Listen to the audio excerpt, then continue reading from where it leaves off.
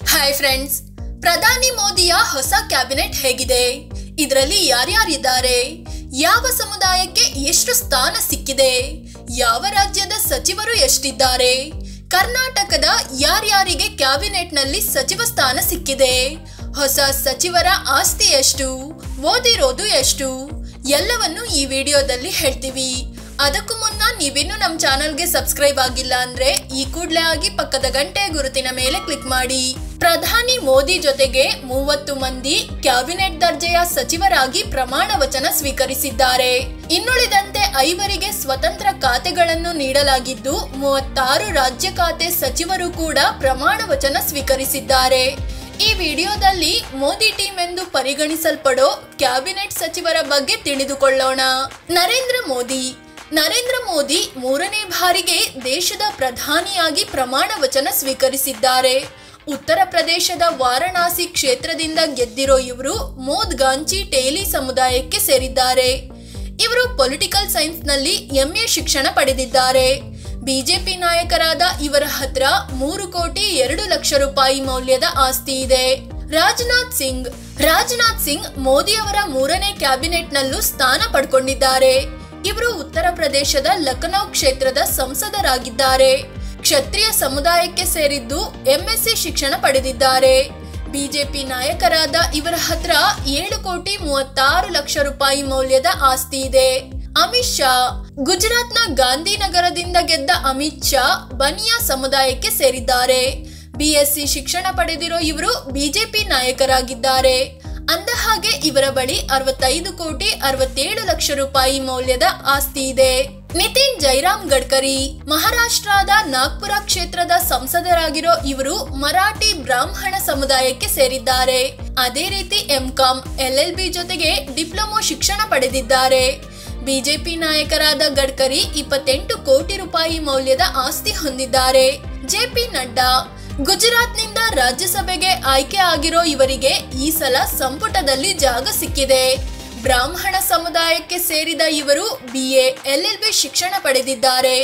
BJP ನಾಯಕರಾದ ಇವರು 9 ಕೋಟಿ 34 ಲಕ್ಷ ರೂಪಾಯಿ ಮೌಲ್ಯದ ಆಸ್ತಿ ಹೊಂದಿದ್ದಾರೆ. ಶಿವರಾಜ್ ಸಿಂಗ್ ಚೌಹಾಣ್ ಮಧ್ಯಪ್ರದೇಶದ ಮಾಜಿ CM ಶಿವರಾಜ್ ಸಿಂಗ್ ಚೌಹಾಣ್ ವಿದಿಶಾ ಕ್ಷೇತ್ರದಿಂದ ಗೆದ್ದಿದ್ದಾರೆ. ಕಿರಾರ್ ಸಮುದಾಯಕ್ಕೆ ಸೇರಿದ ಇವರು MA ಶಿಕ್ಷಣ ಪಡೆದಿದ್ದಾರೆ. ಬಿಜೆಪಿ ನಾಯಕರಾದ ಇವರ ಹತ್ರ 8 ಕೋಟಿ 98 ಲಕ್ಷ ರೂಪಾಯಿ ಮೌಲ್ಯದ ಆಸ್ತಿ ಇದೆ. ನಿರ್ಮಲಾ ಸೀತಾರಾಮನ್ ಕರ್ನಾಟಕದಿಂದ ರಾಜ್ಯಸಭೆಗೆ ಆಯ್ಕೆ ಆಗಿರೋ ಇವರು ಬ್ರಾಹ್ಮಣ ಸಮುದಾಯಕ್ಕೆ ಸೇರಿದ್ದಾರೆ. ಶಿಕ್ಷಣದ ವಿಚಾರಕ್ಕೆ ಬಂದ್ರೆ MA PhD ಶಿಕ್ಷಣ ಪಡೆದಿದ್ದಾರೆ. ಬಿಜೆಪಿ ನಾಯಕರಾದ ಇವರು 2 ಕೋಟಿ 47 ಲಕ್ಷ ರೂಪಾಯಿ ಮೌಲ್ಯದ ಆಸ್ತಿ ಹೊಂದಿದ್ದಾರೆ. ಸುಬ್ರಹ್ಮಣ್ಯಂ ಜೈಶಂಕರ್ ಇವರು ಗುಜರಾತ್ನಿಂದ ರಾಜ್ಯಸಭೆಗೆ ಆಯ್ಕೆ ಆಗಿದ್ದಾರೆ. ಬ್ರಾಹ್ಮಣ ಸಮುದಾಯದವರಾಗಿದ್ದು ಪೊಲಿಟಿಕಲ್ ಸೈನ್ಸ್ ನಲ್ಲಿ MA ಶಿಕ್ಷಣ ಪಡೆದಿದ್ದಾರೆ. ಬಿಜೆಪಿ ನಾಯಕರಾದ ಇವರ ಹತ್ರ 20 ಕೋಟಿ 9 ಲಕ್ಷ ರೂಪಾಯಿ ಮೌಲ್ಯದ ಆಸ್ತಿ ಇದೆ. ಮನೋಹರ್ ಲಾಲ್ ಖಟ್ಟರ್ ಹರಿಯಾಣ ಮಾಜಿ CM ಮನೋಹರ್ ಲಾಲ್ ಖಟ್ಟರ್ ಈ ಸಲ ಕರ್ನಾಲ್ ಕ್ಷೇತ್ರದಿಂದ ಸ್ಪರ್ಧಿಸಿ ಗೆದ್ದಿದ್ರು. ಇವರಿಗೂ ಮೋದಿ ಸಂಪುಟದಲ್ಲಿ ಜಾಗ ಸಿಕ್ಕಿದೆ. ಖತ್ರಿ ಸಮುದಾಯಕ್ಕೆ ಸೇರಿದ್ದು ಡಿಗ್ರಿ ಪಡೆದುಕೊಂಡಿದ್ದಾರೆ. ಬಿಜೆಪಿ ನಾಯಕರಾದ ಇವರ ಬಳಿ 2 ಕೋಟಿ 54 ಲಕ್ಷ ರೂಪಾಯಿ ಮೌಲ್ಯದ ಆಸ್ತಿ ಇದೆ. HD ಕುಮಾರಸ್ವಾಮಿ JDS ದಳಪತಿ ಕುಮಾರಸ್ವಾಮಿ ಕೂಡ ಬಿಜೆಪಿ ಜೊತೆ ಮೈತ್ರಿ ಮಾಡಿಕೊಂಡು ಜಾಕ್ಪಾಟ್ ಹೊಡೆದಿದ್ದಾರೆ. ಮೋದಿ ಕ್ಯಾಬಿನೆಟ್ ನಲ್ಲಿ ಜಾಗ ಪಡೆದು ಮೊದಲ ಬಾರಿಗೆ ಕೇಂದ್ರ ಸಚಿವರಾಗಿದ್ದಾರೆ. ಇವರು ಕರ್ನಾಟಕದ ಮಂಡ್ಯ ಕ್ಷೇತ್ರದಿಂದ ಆಯ್ಕೆ ಆಗಿದ್ದು BSc ಶಿಕ್ಷಣ ಪಡೆದಿದ್ದಾರೆ. ಇವರ ಬಳಿ 217 ಕೋಟಿ ರೂಪಾಯಿ ಮೌಲ್ಯದ ಆಸ್ತಿ ಇದೆ. ಪಿಯೂಷ್ ಗೋಯಲ್ ಮಹಾರಾಷ್ಟ್ರದ ಮುಂಬೈ ಉತ್ತರ ಕ್ಷೇತ್ರದಿಂದ ಸ್ಪರ್ಧಿಸಿ ಗೆದ್ದಿದ್ದಾರೆ. ಇವರು ಬನಿಯಾ ಸಮುದಾಯಕ್ಕೆ ಸೇರಿದ್ದು LLB ಮತ್ತು CA ಶಿಕ್ಷಣ ಕಂಪ್ಲೀಟ್ ಮಾಡಿದ್ದಾರೆ. ಬಿಜೆಪಿಗರಾದ ಇವರು 110 ಕೋಟಿ ರೂಪಾಯಿ ಮೌಲ್ಯದ ಆಸ್ತಿ ಹೊಂದಿದ್ದಾರೆ. ಧರ್ಮೇಂದ್ರ ಪ್ರಧಾನ್ ಒಡಿಶಾದ ಸಂಬಲ್ಪುರ ಕ್ಷೇತ್ರದಿಂದ ಧರ್ಮೇಂದ್ರ ಪ್ರಧಾನ್ ವಿನ್ ಆಗಿದ್ದು ಮತ್ತೆ ಮೋದಿ ಸಂಪುಟದಲ್ಲಿ ಸ್ಥಾನ ಪಡ್ಕೊಂಡಿದ್ದಾರೆ. ಕಂದಾಯತ್ ಕುರ್ಮಿ ಸಮುದಾಯದವರಾಗಿದ್ದು MA ಶಿಕ್ಷಣ ಪಡೆದಿದ್ದಾರೆ. ಬಿಜೆಪಿಗರಾದ ಇವರು 6 ಕೋಟಿ 92 ಲಕ್ಷ ರೂಪಾಯಿ ಮೌಲ್ಯದ ಆಸ್ತಿ ಹೊಂದಿದ್ದಾರೆ. ಜಿತನ್ ರಾಮ್ ಮಾಂಜಿ ಬಿಹಾರದ ಗಯಾ ಕ್ಷೇತ್ರದಿಂದ ಗೆದ್ದಿರೋ ಜಿತನ್ ರಾಮ್ ಮಾಂಜಿಗೆ ಸಚಿವ ಸ್ಥಾನ ಸಿಕ್ಕಿದೆ. ಇವರು SC ಸಮುದಾಯಕ್ಕೆ ಸೇರಿದ್ದು ಡಿಗ್ರಿ ಕಂಪ್ಲೀಟ್ ಮಾಡಿದ್ದಾರೆ. HAM ಅಂದ್ರೆ ಹಿಂದೂಸ್ತಾನಿ ಅವಾಮಿ ಮೋರ್ಚಾದ ನಾಯಕರಾದ ಇವರ ಬಳಿ 30 ಲಕ್ಷ ರೂಪಾಯಿ ಮೌಲ್ಯದ ಆಸ್ತಿ ಇದೆ. ರಾಜೀವ್ ರಂಜನ್ ಸಿಂಗ್ ಅಲಿಯಾಸ್ ಲಲ್ಲನ್ ಸಿಂಗ್ ಬಿಹಾರದ ಮುಂಗರ್ ಕ್ಷೇತ್ರದ ಸಂಸದರಾಗಿದ್ದಾರೆ. ಬ್ರಾಹ್ಮಣ ಸಮುದಾಯದಲ್ಲಿ ಬರೋ ಭೂಮಿಹಾರ್ ಮನೆತನದವರಾಗಿದ್ದಾರೆ. ಇವರು BA ಪದವಿ ಪಡೆದಿದ್ದಾರೆ. ಜೆಡಿಯು ನಾಯಕರಾದ ಇವರ ಹತ್ರ 13 ಕೋಟಿ 82 ಲಕ್ಷ ರೂಪಾಯಿಯಷ್ಟು ಆಸ್ತಿ ಇದೆ. ಸರ್ಬಾನಂದ ಸೋನೋವಾಲ್ ಅಸ್ಸಾಂನ ದಿರುಭಾಗ್ ಕ್ಷೇತ್ರದಿಂದ ಸಂಸದರಾಗಿರೋ ಇವರು ಸೋನೋವಾಲ್ ಕಚರಿ ಸಮುದಾಯಕ್ಕೆ ಸೇರಿದ್ದಾರೆ. ಜೊತೆಗೆ LLB ಮತ್ತು ಜರ್ನಲಿಸಂ ಶಿಕ್ಷಣ ಪಡೆದಿದ್ದಾರೆ. ಬಿಜೆಪಿ ನಾಯಕರಾದ ಇವರ ಹತ್ರ 4 ಕೋಟಿ 75 ಲಕ್ಷ ರೂಪಾಯಿ ಮೌಲ್ಯದ ಆಸ್ತಿ ಇದೆ. ವೀರೇಂದ್ರ ಕುಮಾರ್ ಇವರು ಮಧ್ಯಪ್ರದೇಶದ ಟಿಕಂಗರ್ ಕ್ಷೇತ್ರದ ಸಂಸದರಾಗಿದ್ದಾರೆ. SC ಸಮುದಾಯಕ್ಕೆ ಸೇರಿದ್ದು PhD ಕಂಪ್ಲೀಟ್ ಮಾಡಿದ್ದಾರೆ. ಬಿಜೆಪಿಗರಾದ ಇವರ ಬಳಿ 2 ಕೋಟಿ 88 ಲಕ್ಷ ರೂಪಾಯಿಯಷ್ಟು ಆಸ್ತಿ ಇದೆ. ರಾಮ್ ಮೋಹನ್ ನಾಯ್ಡು ಇವರು ಆಂಧ್ರ ಪ್ರದೇಶದ ಶ್ರೀಕಾಕುಲಂ ಕ್ಷೇತ್ರದಿಂದ ಸ್ಪರ್ಧಿಸಿ ಗೆದ್ದಿದ್ದಾರೆ. ಪೊಲಿನಾಟಿ ವೆಲಮ ಸಮುದಾಯಕ್ಕೆ ಸೇರಿದ ಇವರು BS MBA ಶಿಕ್ಷಣ ಪಡೆದಿದ್ದಾರೆ. TDP ನಾಯಕರಾದ ಇವರ ಹತ್ರ 23 ಕೋಟಿ 30 ಲಕ್ಷ ರೂಪಾಯಿ ಮೌಲ್ಯದ ಆಸ್ತಿ ಇದೆ. ಪ್ರಹ್ಲಾದ್ ಜೋಶಿ ಕನ್ನಡಿಗ ಪ್ರಹ್ಲಾದ್ ಜೋಶಿ ಮತ್ತೆ ಮೋದಿ ಕ್ಯಾಬಿನೆಟ್ ನಲ್ಲಿ ಜಾಗ ಪಡೆದಿದ್ದಾರೆ. ಇವರು ಕರ್ನಾಟಕದ ಧಾರವಾಡ ಕ್ಷೇತ್ರದ ಸಂಸದರಾಗಿದ್ದಾರೆ. ಬ್ರಾಹ್ಮಣ ಸಮುದಾಯಕ್ಕೆ ಸೇರಿದ್ದು ಪದವಿ ಶಿಕ್ಷಣ ಪಡೆದಿದ್ದಾರೆ. ಬಿಜೆಪಿಗರಾದ ಇವರ ಹತ್ರ 21 ಕೋಟಿ ರೂಪಾಯಿ ಮೌಲ್ಯದ ಆಸ್ತಿ ಇದೆ. ಜುವೆಲ್ ವರಾಯ್ ಇವರು ಒಡಿಶಾದ ಸುಂದರ್ಗರ್ ಕ್ಷೇತ್ರದಿಂದ ಸ್ಪರ್ಧಿಸಿ ಗೆದ್ದಿದ್ದಾರೆ. ST ಸಮುದಾಯಕ್ಕೆ ಸೇರಿದ ಇವರು ಇಂಜಿನಿಯರಿಂಗ್ ನಲ್ಲಿ ಡಿಪ್ಲೊಮಾ ಶಿಕ್ಷಣ ಪಡೆದಿದ್ದಾರೆ. ಬಿಜೆಪಿಗರೇ ಆದ ಇವರ ಹತ್ರ 8 ಕೋಟಿ ರೂಪಾಯಿ ಮೌಲ್ಯದ ಆಸ್ತಿ ಇದೆ. ಗಿರಿರಾಜ್ ಸಿಂಗ್ ಇವರು ಬಿಹಾರದ ಬೆಗುಸರಾಯ್ ಸಂಸದರಾಗಿದ್ದಾರೆ. ಬ್ರಾಹ್ಮಣ ಸಮುದಾಯಕ್ಕೆ ಸೇರಿದ್ದು ಪದವಿ ಶಿಕ್ಷಣ ಪಡೆದಿದ್ದಾರೆ. ಬಿಜೆಪಿ ನಾಯಕರಾದ ಇವರು 14 ಕೋಟಿ 31 ಲಕ್ಷ ರೂಪಾಯಿ ಮೌಲ್ಯದ ಆಸ್ತಿ ಹೊಂದಿದ್ದಾರೆ. ಅಶ್ವಿನಿ ವೈಷ್ಣವ್ ಒಡಿಶಾದಿಂದ ರಾಜ್ಯಸಭೆಗೆ ಆಯ್ಕೆಯಾಗಿರೋ ಇವರು ಭಜರಂಗಿ ಸಮುದಾಯಕ್ಕೆ ಸೇರಿದವರಾಗಿದ್ದಾರೆ. BA MTech ಮತ್ತು MBA ಶಿಕ್ಷಣ ಪಡೆದಿದ್ದಾರೆ. ಬಿಜೆಪಿಗರೇ ಆದ ಇವರ ಹತ್ರ 144 ಕೋಟಿ ರೂಪಾಯಿ ಮೌಲ್ಯದ ಆಸ್ತಿ ಇದೆ. ಜ್ಯೋತಿರಾದಿತ್ಯ ಸಿಂಧಿಯಾ ಮಧ್ಯಪ್ರದೇಶದಿಂದ ರಾಜ್ಯಸಭೆಗೆ ಆಯ್ಕೆಯಾಗಿರೋ ಜ್ಯೋತಿರಾದಿತ್ಯ ಸಿಂಧಿಯಾ ಮತ್ತೆ ಮೋದಿ ಟೀಮ್ ಸೇರಿದ್ದಾರೆ. ಕುರ್ಮಿ ಜಾತಿಗೆ ಸೇರಿದ ಇವರು MBA ಶಿಕ್ಷಣ ಪಡೆದಿದ್ದಾರೆ.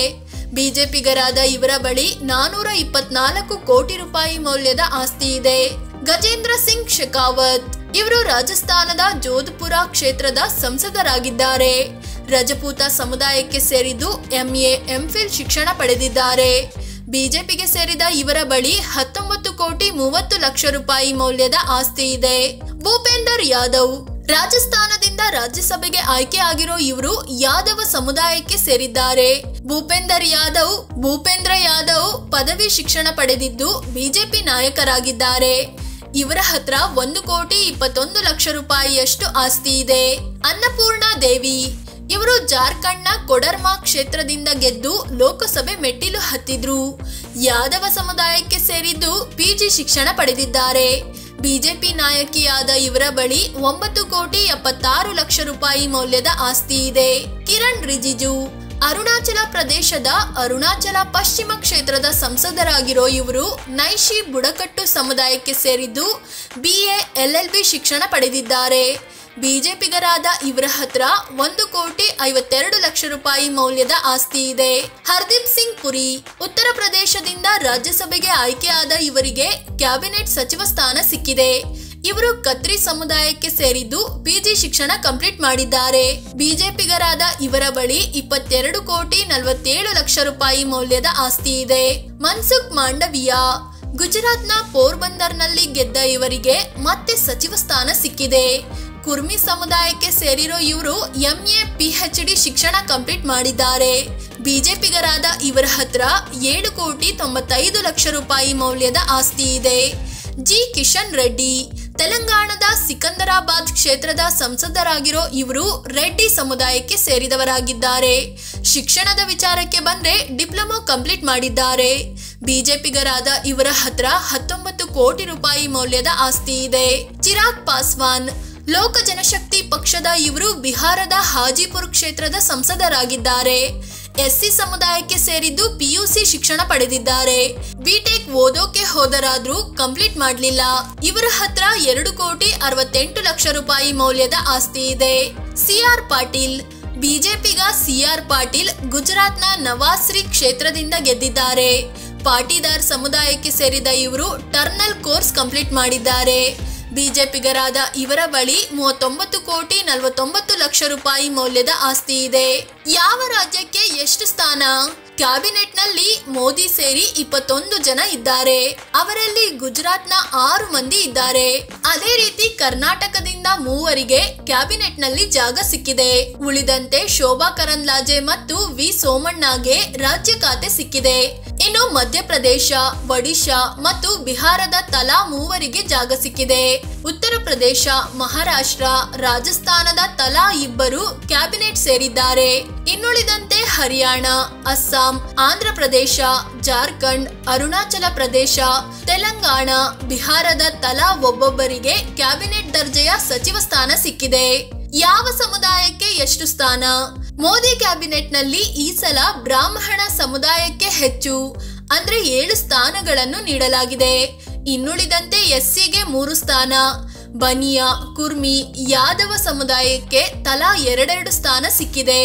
ಇದು ಬಿಟ್ರೆ ಮೋದ್ಗಾಂಚಿ ಟೇಲಿ, ಕ್ಷತ್ರಿಯ, ಕಿರಾರ್, ಕತ್ರಿ, ಒಕ್ಕಲಿಗ, ಕುರ್ಮಿ, ಎಸ್ಟಿ, ಸೋನೋವಾಲ್ ಕಚರಿ, ಪೊಲಿನಾಟಿ ವೇಲಮ, ಭಜರಂಗಿ, ರಜಪೂತ, ನೈಶಿ ಬುಡಕಟ್ಟು, ಕತ್ರಿ, ರೆಡ್ಡಿ, ಪಾಟಿದಾರ್ ಸಮುದಾಯದ ತಲಾ ಒಬ್ಬರು ಕ್ಯಾಬಿನೆಟ್ನಲ್ಲಿ ಸ್ಥಾನ ಪಡ್ಕೊಂಡಿದ್ದಾರೆ. ಯಾವ ಪಕ್ಷಕ್ಕೆ ಎಷ್ಟೆಷ್ಟು ಸ್ಥಾನ? ಕ್ಯಾಬಿನೆಟ್ ದರ್ಜೆಯ ಸ್ಥಾನಗಳ ಪೈಕಿ ಬಿಜೆಪಿಯೇ ಹೆಚ್ಚು ಅಂದ್ರೆ 26 ಸ್ಥಾನಗಳನ್ನು ತನ್ನಲ್ಲಿ ಇರಿಸಿಕೊಂಡಿದೆ. ಇದು ಬಿಟ್ರೆ ಎನ್ಡಿಎ ಮಿತ್ರ ಪಕ್ಷಗಳಾದ ಜೆಡಿಎಸ್, ಎಚ್ಎಎಂ, ಜೆಡಿಯು, ಟಿಡಿಪಿ, ಎಲ್ಜೆಪಿಗೆ ತಲಾ 1 ಸ್ಥಾನ ನೀಡಿದೆ. ಫ್ರೆಂಡ್ಸ್, ಇದು ಮೋದಿಯ ಟೀಮ್ ಎಂದು ಕರೆಯಲ್ಪಡೋ ಕ್ಯಾಬಿನೆಟ್ ದರ್ಜೆಯ ಸಚಿವರ ರಾಜ್ಯ, ಶಿಕ್ಷಣ, ಆಸ್ತಿ, ಸಮುದಾಯದ ಬಗ್ಗೆ ಮಾಹಿತಿ ನೀಡುವ ಪ್ರಯತ್ನ. ಈ ಬಗ್ಗೆ ನಿಮಗೇನ್ ಅನ್ಸುತ್ತೆ? ಈ ಸಲ ಸೀನಿಯರ್ಗಳಿಗೆ ಕ್ಯಾಬಿನೆಟ್ನಲ್ಲಿ ಸ್ಥಾನ ನೀಡುವ ಮೂಲಕ ಮೋದಿ ಒಳ್ಳೆಯದ್ದೇ ಮಾಡಿದ್ದಾರಾ? ಕಾಮೆಂಟ್ ಮಾಡಿ ಹೇಳಿ. ಅದೇ ರೀತಿ ನೀವಿನ್ನೂ ನಮ್ಮ ಚಾನೆಲ್ಗೆ ಸಬ್ಸ್ಕ್ರೈಬ್ ಆಗಿಲ್ಲ ಅಂದ್ರೆ ಈ ಕೂಡಲೇ ಆಗಿ ಪಕ್ಕದ ಗಂಟೆ ಗುರುತಿನ ಮೇಲೆ ಕ್ಲಿಕ್ ಮಾಡಿ. ಧನ್ಯವಾದ.